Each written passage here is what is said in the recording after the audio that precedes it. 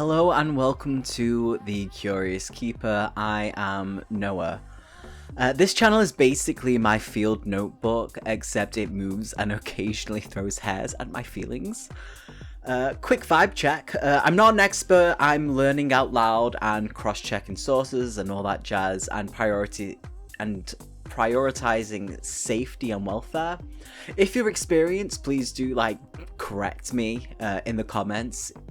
And if you're new, welcome to the club. We have tongs. So I'm just basically going to talk about what tarantulas I have and the story of them at the moment. So first we have the curly hair. This was given to me by a friend who was wanting to get into tarantulas and then realised it wasn't really their thing. It does not have a name yet, but I decided to kind of boost up the enclosure to something different, something a little bit more visually appealing. Very friendly. I don't like holding them, mainly because in a weird way I do have arachnophobia, and this is my way of getting over that. But everyone has a good name for this little thing. I don't know if it's male or female yet. I've not checked a Molt or anything like that. But yeah, no, definitely needs a name.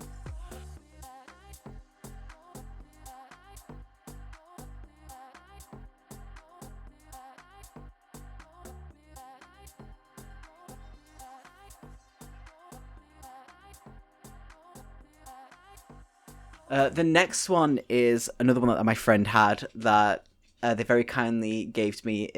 I'm not going to try and pronounce this name, but it is the green bottle blue. This enclosure is, yes, definitely a wee little bit large for this one, but I decided that because it's very fast and I've learned that it is a Weber, and semi-arboreal, but definitely not wanting that highness, I decided to get a slightly larger enclosure for it so that we have enough time and space for it to kind of grow into it, and I don't have to panic having to do enclosure rehousing changes for it quite often. It is a fantastic feeder, and yeah, that's the thing. There's another one that I've not recorded, which is my Kochiana brunnipes, which is my dwarf tarantula, which I absolutely love. It's only 0.5 millimeters, does not have a name either, just like the other two. And when it's bigger, because it has just had a fed, it has been fed a few days ago.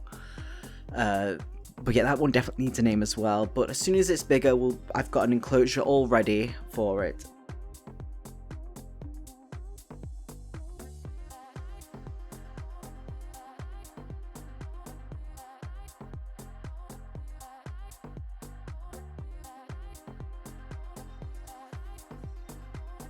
So this one here is my Chilean rose, or the Grammostola rosea.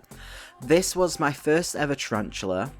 I was looking on it, Pre-Loved. It's like a website for anything that needs a new home. And this one came up, and I was like, you know what? I'm going to get over my fear. So I got her. I definitely know it's a female.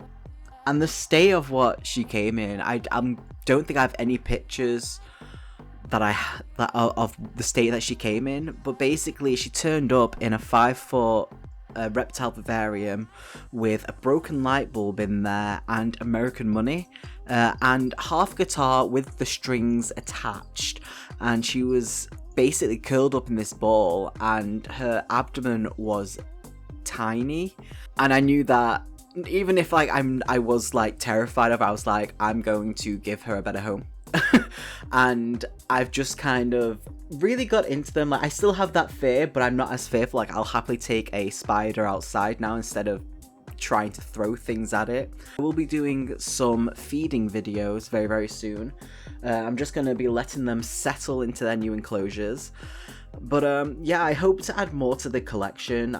Maybe some millipedes and other dwarf tarantulas, because I think they're really cute. Let me know what names you think we should give to the green bottle blue, the Kochiana brunnipes, and the curly hair.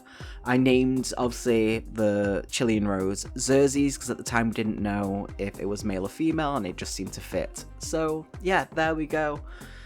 I'll probably do some more videos on them and different things, but yeah, let me know what you think. Thank you so much for watching, and I will catch you all later.